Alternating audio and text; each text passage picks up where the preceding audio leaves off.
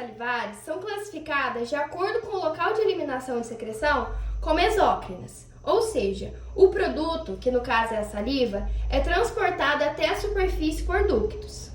A saliva possui várias funções, como umidificar e lubrificar o alimento para deglutição, iniciar a digestão de açúcares por meio de enzimas salivares, auxiliar na sensação de tato. Ela é responsável pela autóclise, ou seja, a autolimpeza, facilita os movimentos dos lábios, bochecha e língua, ajuda na fala e previne a formação de cárie dental, pois contém algumas substâncias que inibem o crescimento e a atividade bacteriana.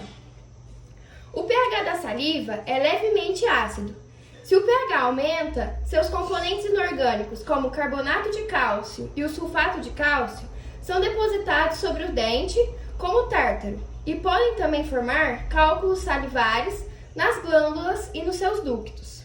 As glândulas salivares elas são divididas em dois grupos. As glândulas salivares maiores são a parótida, a glândula submandibular e a sublingual, e as glândulas salivares menores, que são as palatinas, as labiais, a da bochecha e as linguais. A glândula parótida, ela se localiza entre o músculo esternocleidomastoideo e a borda posterior do ramo da mandíbula. Acima, limita-se com a ATM, que é a articulação temporomandibular, e o meato acústico, e abaixo estende até o nível do ângulo da mandíbula. A parte superficial, que é a maior, recobre grande porção do músculo masseter e frequentemente apresenta uma extensão anterior chamada de glândula parótida acessória. A parte profunda, que é a menor, fica entre o músculo pterigóideo medial e os músculos do processo estiloide. As estruturas que atravessam essa glândula são o nervo facial, a veia retromandibular e a artéria maxilar. Muitas parótidas avançam muito no ramo da mandíbula e quando ocorre anestesia no forame da mandíbula, pode pegar na glândula e como o nervo facial atravessa essa glândula,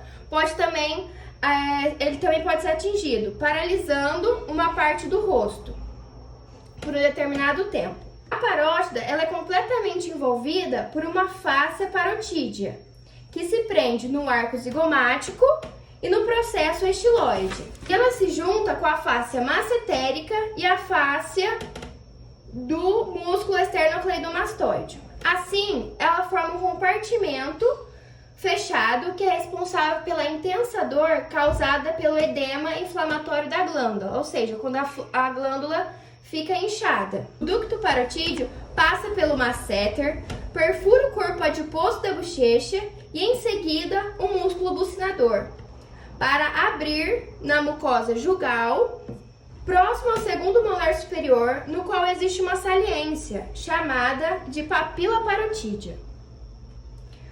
Infecções bacterianas podem propagar-se da boca para a glândula parótida via o ducto parotídeo, devido a uma precária higiene bucal. A glândula submandibular, que é a azul, ela possui a metade do tamanho da parótida e ela é dividida em duas porções.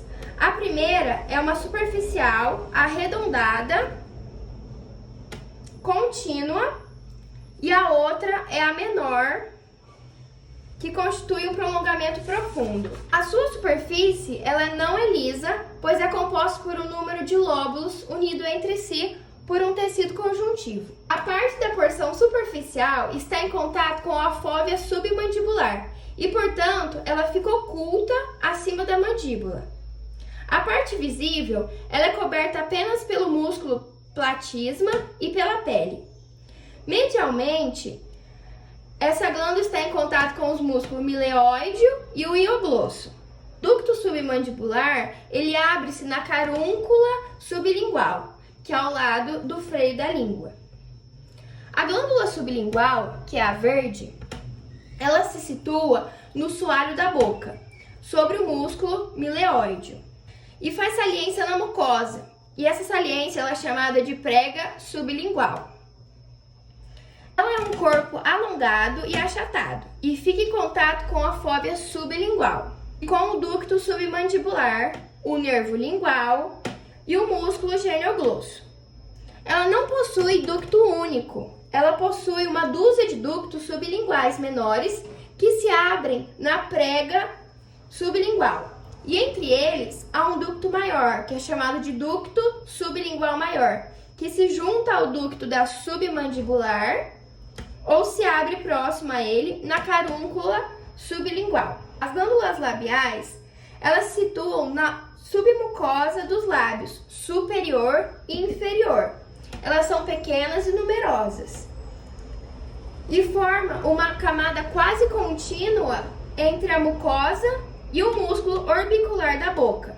Seus ductos abrem diretamente na mucosa dos lábios. As glândulas bucais ou da bochecha, elas são pequenas, escassas e arredondadas, situadas na submucosa da bochecha, entre o músculo bucinador. Alguns autores denominam as glândulas molares aquelas que se situam perto dos dentes molares. As glândulas palatinas formam uma camada na submucosa do palato mole, ocupam o arco do palato grosso e a porção posterior do palato duro. As glândulas linguais são divididas em dois grupos. Um grupo encontradas na raiz da língua, próxima ao dorso, e o outro grupo é a glândula limbal anterior, que fica próximo ao ápice da língua, e seus ductos terminam na mucosa, na face inferior da língua. Como foi observado, os ductos excretores das glândulas salivares são espalhados por toda a boca. Há glândulas salivares serosas, como a parótida, que ela libera uma secreção fluida, aquosa, que ajuda a remover partículas de alimento na superfície da gengiva, da bochecha e do dorso da língua. Há glândulas salivares mucosas, que são as glândulas menores, liberam a secreção mucosa. Ou seja, ela é viscosa e espessa e ajuda a formar o bolo alimentar e protege o epitélio bucal da ação das partículas do alimento. As glândulas submandibular e sublingual, elas são classificadas como glândulas mistas. Significa que elas liberam tanto a excreção serosa quanto a mucosa. Porém, há um predomínio de uma secreção em cada glândula. Por exemplo, a submandibular é classificada como seromucosa, ou seja, há um predomínio da secreção serosa. E a sublingual, ela é classificada como mucocerosa, ou seja, há um predomínio da secreção mucosa. As glândulas salivares possuem inervações simpáticas e parasimpáticas. A inervação simpática promove a vasoconstrição e a secreção viscosa pouco abundante.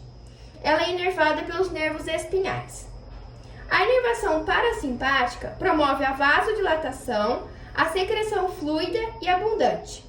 As glândulas são inervadas pelo nervo facial, exceto a glândula parótida, que é inervada pelo glosso faríngeo. E o nervo trigêmeo, ele é responsável pela inervação geral, da sensação de dor e de pressão.